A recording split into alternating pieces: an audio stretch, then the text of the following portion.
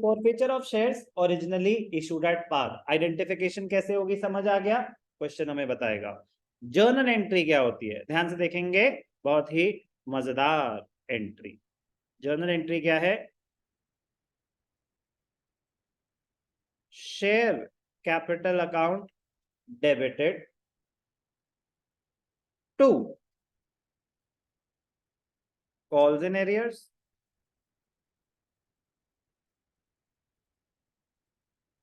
To forfeited shares. Share capital account debited to calls in arrears to forfeited shares. बड़ी ही शरीफ सी entry sir, लग तो नहीं रही। Share capital account debit हो रहा है सर, अभी तो क्रेडिट ही होता जा रहा था, वो तो एक क्रेडिट आइटम होता है एप्लीकेशन के time, bank to application, application to capital, allotment के time, allotment to capital, first call के time, first call to capital, second call के time, second and final call to capital if there were only 2 calls. Capital तो अभी तक credit ही हो रहा था। हाँ, तो अब शेयर्स कैंसल हो रहे हैं ना, तो रिवर्स होगी ना आपकी लायबिलिटी। जैसे जैसे आप शेयर कैपिटल क्रेडिट करते जा रहे थे, your liability towards the share holders बढ़ रही थी, इंटरनल लायबिलिटी कंपनी की बढ़ रही थी। अब वो शेयर्स कैंसल हो रहे हैं, शेयर्स कैंसल हो रहे हैं, तो ध्यान से देखना, very very important point. Share capital is debited with what? With the face value, with the face value of the called up portion, of the called up portion, face value of the called up portion। मतलब share capital credit ही किससे हो रही थी? Face value से। कितनी? Called up portion. Called up portion का मतलब होता है, भाई साहब अगर आपने अलॉटमेंट मांगी है तो एप्लीकेशन टू कैपिटल हो चुका होगा, अलॉटमेंट टू कैपिटल हो चुका होगा। अगर फर्स्ट कॉल मांगी ही नहीं तो क्या रिवर्स होगी? नहीं। तो यही ध्यान रखना है कि जितने पैसे मांग लिए थे उतने ही तो रिवर्स होगा। तो शेयर कैपिटल 10 रुपए थी, आपने अभी 6 रुपए ही मांगे थे, तो 4 रुपए तो अभी आपने कैपिटल को क्रेडिट ही नहीं किया, ड्यू ही नहीं माना, तो डेबिट क्यों करेंगे? तो share capital will be debited with the face value of called up portion only, total face value नहीं, कॉल्ड अप पोर्शन ओनली, ये ध्यान रखना है। क्यों डेबिट हो रही है? Reduction in internal liability. कितने से डेबिट हो रही है, ये बात भी क्लियर है? Two calls in arrears. अब ऑब्वियसली 2 केसेस कराऊंगा, एक when calls in arrears account is open, एक when calls in arrears account is not open. तो अभी मैं मान रहा हूं कि हम calls in arrears account open कर रहे हैं, तो क्या? तो जो भी एरियर्स थे, फॉर एग्जांपल आपने अलॉटमेंट मनी मांगी, एंट्री थी शेयर अलॉटमेंट टू कैपिटल, फिर जब पैसे मिलने की बारी आई, बैंक अकाउंट डेबिटेड, जितने पैसे मिल गए, कॉल्स इन एरियर्स डेबिटेड, जितने पैसे नहीं मिले, तो share allotment. Same for first call, same for second call, जो जो पैसे मिल गए वो बैंक में गए, जो नहीं मिले कॉल्स इन एरियर्स में डेबिट बैलेंस आ रहा है, रिसीवेबल्स आ रहे हैं। अब वो शेयर्स कैंसिल कर दिया आपने उनके, तो क्या वो पैसे देंगे? जिनके शेयर्स कैंसिल हो गए उनके जो कॉल्स इन एरियर्स है वो रिवर्स हो जाएंगे। जो रिसीवेबल आपने डेबिट बैलेंस दिखा रखा है कि मैंने अभी इससे इतने पैसे लेने हैं, कह रहा भाई साहब आपने उसके शेयर्स कैंसिल कर दिए, तो जो कॉल्स इन एरियर्स था ना वो अकाउंट खत्म, अब वो पैसे नहीं मिलने वाले, उनको रिवर्स कर दो। Arrears with respect to the shares forfeited, shares forfeited will be reversed. Arrears with respect to shares forfeited। अब ऐसा हो सकता था कि एरियर्स बहुत सारे थे, अभी उनमें से हमने एक ही सेगमेंट के शेयर्स फॉरफिट करे। एक बंदा था जिसने अलॉटमेंट मनी भी नहीं दी, फर्स्ट कॉल भी नहीं दी, सेकंड कॉल भी नहीं दी। अब एक था जिसने सिर्फ सेकंड कॉल नहीं दी, तो मैंने अभी वो उसके शेयर्स फॉरफिट नहीं करे। बट जिसने एप्लीकेशन के बाद सिर्फ अलॉटमेंट भी नहीं दी, फर्स्ट कॉल भी नहीं दी, सेकंड कॉल मैंने उसके कर दिए। कंपनी की मर्जी है ना कि किसके शेयर्स फॉरफिट करें किसके ना करें। तो मैं कह रहा हूं एरियर्स सिर्फ उसके फॉरफीचर की एंट्री किसकी पास होगी? जिसके शेयर्स फोरफीट हो रहे हैं, तो जितने शेयर्स फोरफीट हो रहे हैं उनसे रिलेटेड जो एरियर्स हैं वो रिवर्स हो जाएंगे यहाँ पे। सिंपल, कोई डाउट? और जो पैसा उसने दिया था forfeited shares, money received on the shares forfeited. तो जो शेयर्स आप फोरफीट कर रहे हैं उस पे आपको कितने रुपए मिल चुके हैं, वो कहाँ चले जाएंगे?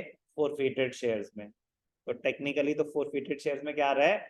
Amount forfeited, but theoretically concept को क्या बोलते हैं? Forfeiture of shares.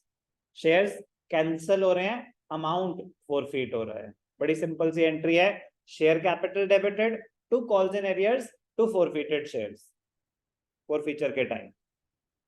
Concept wise shares cancel हो रहे हैं इसलिए शेयर कैपिटल डेबिट हो रहा है। जो रिसीवेबल्स थे भाई साहब अब उनको भूल जाओ, ये थोड़ी ना कैंसिल तो हो गए कोई बात नहीं, पैसे कब दोगे बाकी, चप्पल पड़ेगी अगर ऐसे सवाल हम उनसे पूछेंगे तो हम वो अपने एंड पे he calls in arrears reverse कर देंगे। बट हाँ, जो पैसे वो दे चुके थे वो हम वापस नहीं करने वाले, तो वो कहाँ ट्रांसफर हो जाएंगे? फोरफीटेड शेयर्स में। क्या है वो? हमारा प्रॉफिट। यस और no? No, it is a liability. Forfeited shares अभी फोरफीट हुए हैं, डिस्काउंट देना पड़ सकता है, अभी ये प्रॉफिट नहीं है, अभी क्या है? ये एक liability. Share capital is debited because cancellation of shares leads to reduction in share capital. Share capital is always debited with the face value of called up portion.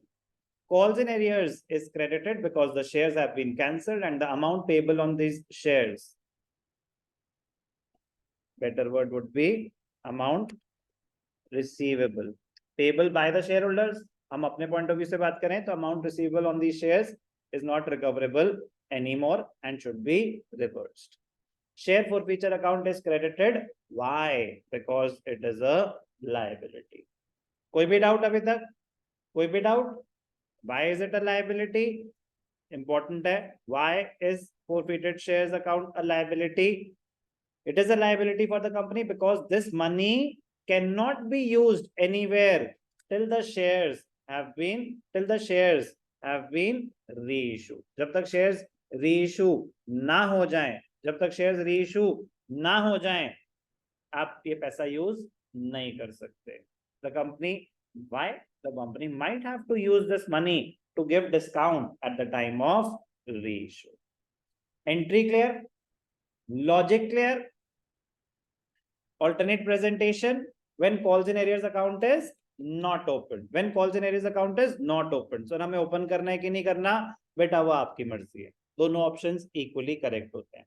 तो ध्यान से देखना, if calls in arrears account is not open, बड़ा simple सा logic है, same है concept. तो share capital account तो डेबिट होगा ही होगा जैसे हमने ऊपर किया, एग्जैक्टली सेम. अब क्रेडिट आइटम्स में ध्यान देना है. अलॉटमेंट मनी ड्यू थी, नहीं मिली. अगर calls in arrears account open कर रहे हैं तो जो अलॉटमेंट मनी नहीं मिली वो इवेंचुअली कौन से अकाउंट में ट्रांसफर हो चुकी होगी? कॉल्स इन एरियर्स में. फर्स्ट कॉल नहीं मिली तो वो किस अकाउंट में ट्रांसफर हो चुकी होगी? कॉल्स इन एरियर्स में. सेकंड कॉल नहीं मिली तो वो किस में ट्रांसफर हो चुकी है? कॉल्स इन एरियर्स में. तो जब आप calls in arrears account open कर रहे हो तो जो शेयर्स पे पैसा नहीं मिला वो सारा का सारा एक ही अकाउंट में है, कॉल्स इन एरियर्स में. तो इसलिए सिर्फ कॉल्स इन एरियर्स हो गया. तो ये है क्या? ये सिंपल टर्म्स में मनी नॉट रिसीव्ड, और फोरफीचर में क्या है? Money received. लेकिन अगर आप calls in arrears account open ही नहीं कर रहे, अगर आप calls in arrears account open ही नहीं कर रहे तो अलॉटमेंट मनी ड्यू थी, तो एंट्री क्या होगी? Share allotment to share capital.